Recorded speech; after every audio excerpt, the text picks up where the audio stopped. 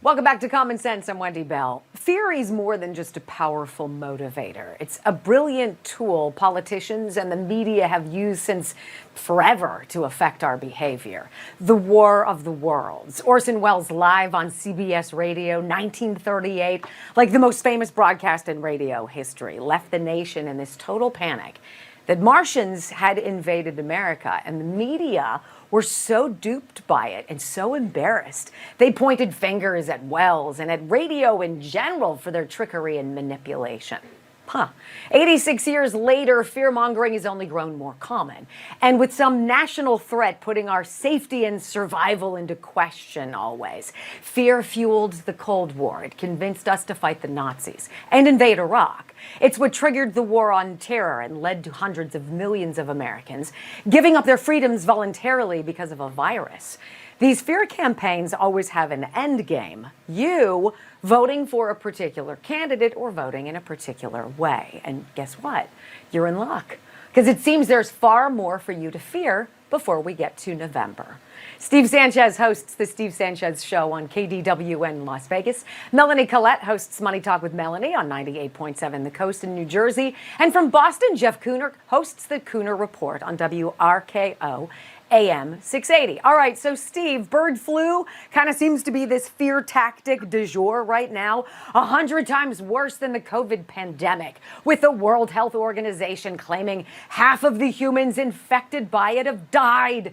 I mean, it sounds super serious. And yes, the White House apparently is monitoring this situation. Like, what is it? Is it super deadly? It's going to kill everybody? Or is it something for us to keep an eye on? I'm kind of confused. Help me, oh clairvoyant one. It's interesting. I had Dr. James Thorpe on the radio show the other day, and we talked about this specifically. And I said, look, is this something we really need to worry about? And he said, look, it's nothing we really need to worry about. We've had bird flu issues and cases over the years. They just never got the media attention that, they're getting today. And it was a very telling interview, if you know who Dr. James Thorpe is. I listen. I'm a trust but verify type guy. So, of course, I listened to what he said. I went and did my own research. And I'll be quite honest with you, I'm not going to be wearing masks anytime soon. Yeah, I just think it's so interesting when you kind of float up to 30,000 feet and look down on all of this, Jeff, because the media outfit that broke this story reports, quote, speaking at a briefing, virus researchers said the H5N1 strain of bird flu may now be getting dangerously close to triggering a pandemic. I mean, it sounds an awful lot like Bill Gates and Pfizer's Event 101 or 201, whatever it was just before the pandemic. Are you guys following it too, Jeff? Well, I mean, it's a story here. The liberal media in Boston's playing it up big. Look, I was a big skeptic of COVID. The lockdowns, the mandates, the school closings, all of it. And count me doubly skeptic this time around. We've had the bird flu and variants of it going back a long time. I think it's a lot of hype. And I think you nailed it earlier on, Wendy. This is just in time for the election to scare people, frighten people. And what do they want? They want that power back. What they had during the pandemic at the height, they want to bring it all back. And shame on us if we give it to them. I agree. And, I'm going to go with Dr. Harvey Risch for the buzzkill here. The professor emeritus of epidemiology at the Yale School of Public Health says we shouldn't worry about getting this bird flu thing because it's not even an illness that's transmitted from human to human. So fear tactic debunked. But, Melanie, why don't the media ever cover scientists like Risch or like other folks like Steve was talking about? There's always that group of people that say the same things. Don't you see it? Because if they did that, then it would destroy the narrative, and then their little buddy Joe Biden will lose the election. So of course they don't. Of course they don't want to talk to the public. They never want to talk to scientists that are going to assuage our fears. They don't want to talk about things like believing in God and all of these things that would have us relying on anything except for the government. I'll tell you, when I was researching this, as soon as I saw the World Health Organization says, I was like, wah, wah, wah, wah.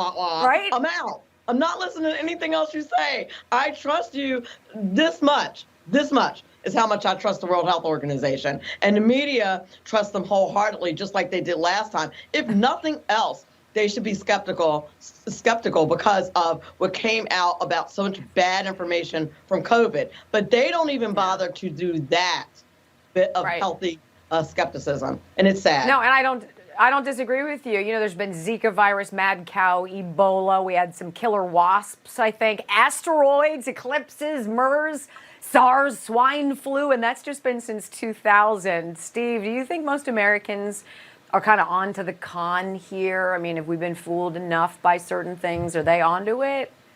I think they are. I do. You know, in my neighborhood, we have a couple of people that still walk to their mailbox outside with a mask on, and they're the complete lunatics. But you know, yeah, you know, there's a few people that are going to always go down that road, of course, absolutely. And you know, the only Who I listen to is the Who, the music group, the Who. That's it. That's about as far as that one will go right there.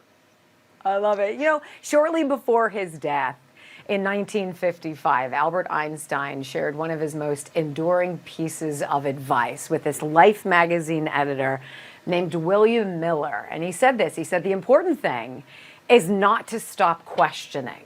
Curiosity has its own reason for existence. You know, it seems like 71 years later, we're being told almost like we can't question anything. Jeff, do you kind of get that vibe out of it too? Oh, yeah. I mean, that's one of the main themes of my show every single day. The narrative that the media and the political class keep pushing again and again, and how many mindless sheeple and zombies there are, how they believed in the Russia collusion hoax, how they believed that, you know, the Hunter Biden laptop was Russian disinformation, how they believed all the lies about COVID. You could just go on and on and on.